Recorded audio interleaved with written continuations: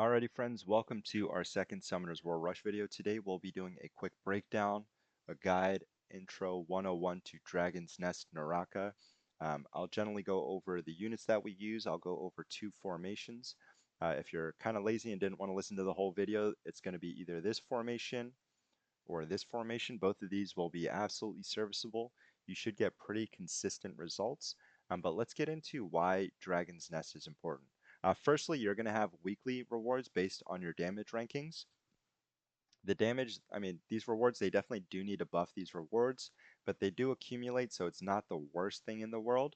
But more importantly, you're going to get these boxes that'll give you gold, monster EXP, potions, but most importantly, it'll give you these star pieces that you'll use to roll these nodes to get these legend nodes. To note as well, once you do get a star to legend, you do get attack and crit damage buffs. So this is something that you really don't want to neglect because it amps your damage a ton for your account. So how do we get the most consistent runs? Firstly, let's start off with these weaknesses. Each week, you're going to have a different weakness for Naraka. It's going to be bleed, frostbite, burn, or venom. So for bleed, you'll want a unit like Kraka. If you don't have Kraka, you could use Vertiheal. For frostbite, you'll want Anavel. If you don't have Anavel, you'll use Elucia. If you For burn week, you'll want Dusky. If you don't have Dusky, you'll use Tessarion. You don't really need to run both Tessarion and Dusky, or Anavel and Elucia, or Kraka and Vertiheal. Generally, you just need one. And lastly, for Venom week, you'll either want Charlotte at her 7A awakening, where she does cast a Venom dot.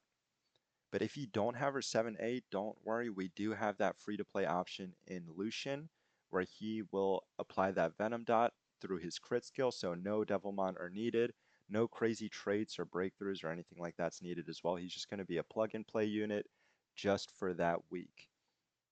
Okay, so going into the teams, the four most important units, I think, or actually, let's just do three. The three most important units, it's either going to be Ophelia, Shazam, and Celestia in my eyes. So Ophelia, you'll want her 5A ability. Shazam, you'll want his 5A as well. Celestia will just be a plug-and-play unit, so you can use the 3A, it doesn't really matter. Um, but Ophelia, with her Endure skill, she'll be able to tank very, very well for that first hit. Shazam will give stack shields for his whole team. So even if you get crit attack by Naraka or anything like that, he adds a lot of consistency and survivability to your team. And the last thing that I want to note here is that your leader for Naraka, you'll want it to be in anywhere in these last two rows.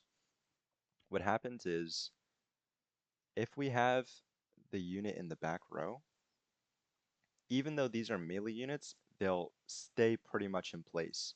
If you have melee units on the back line, they'll take a short step up, but these units aren't going to move otherwise. But say, for example, we made Ophelia the leader. What'll happen is all your units are going to run to the front and they're going to clump up together.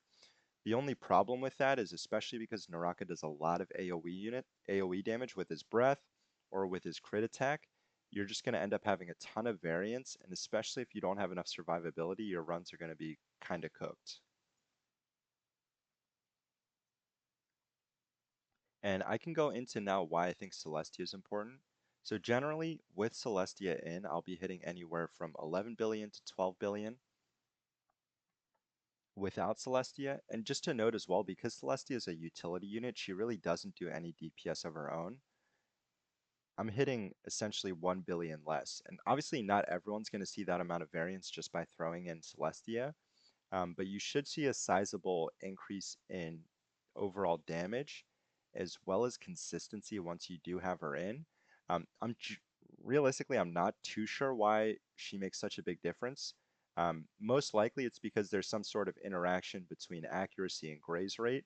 And I do want to shout out Kinkado for bringing this up to me because this was some crazy tech that I had not known of. But just by throwing her in, you should see better results for Naraka as well.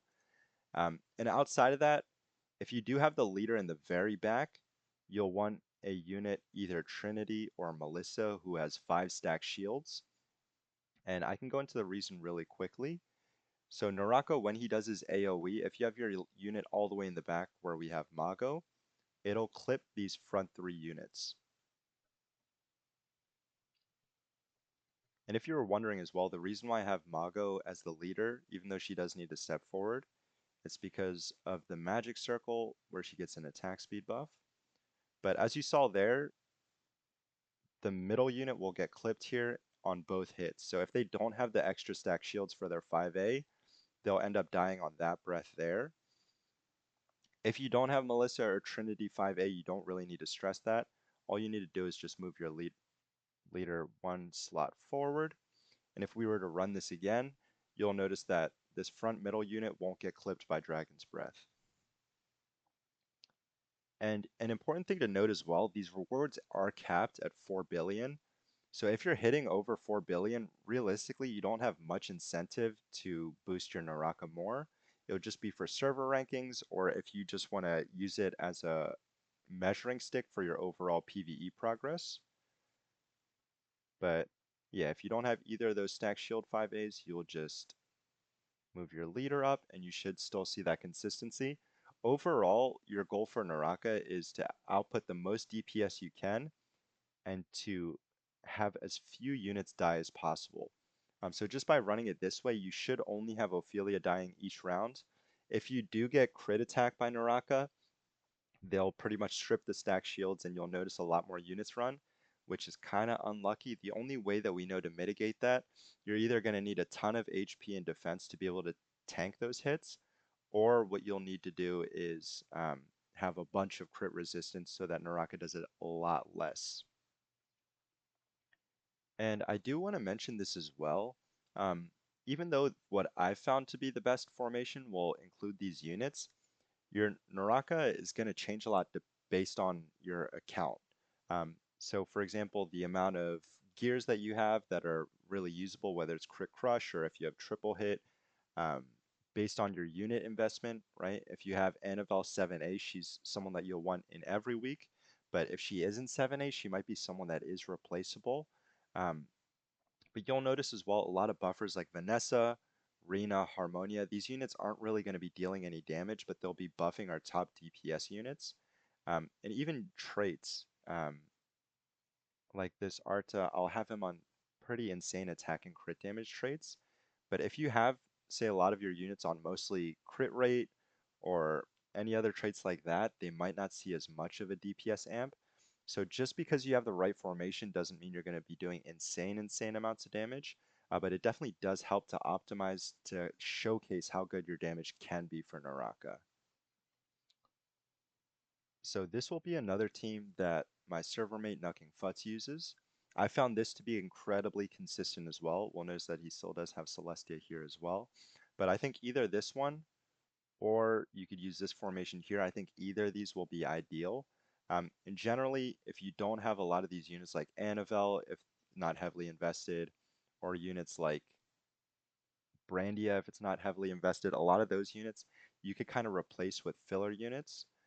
What I mean by filler units, you could use units like Shihua, Gragan, Feng also if you did need a little bit more uptime on your crit resistance.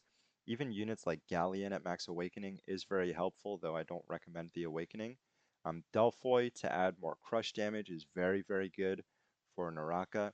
Even filler units like Anne and Ceres, even though they won't really bring too much for your Naraka team, they'll do very serviceable damage. You'll probably notice that they'll do more damage than units like Tsarion, Lucian, Alicia, Vertiheal if you don't have those units invested heavily. So for super budget options, I wouldn't hate having any of Lucia, Kali, Sarah's, and just as fillers. So hopefully, this was able to help you guys out. Feel free to use either of these formations, and I'm sure even a lot of other plays will have formations that are very helpful as well. I do want to point out something that's kind of weird.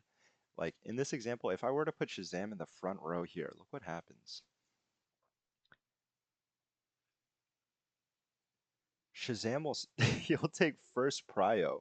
He'll take first aggro from Naraka for some reason. And I know in the past we've been able to take out Ophelia and we'll close the formation. Then if you redeploy, Naraka would target the last unit you had deployed. But even if I do this, Shazam will still get hit first, and I just don't understand it at all. And then look what happens when you change your leader positions.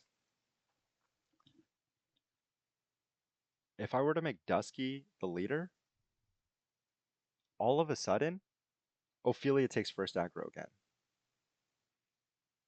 Like, how does this work, brother? I really don't understand.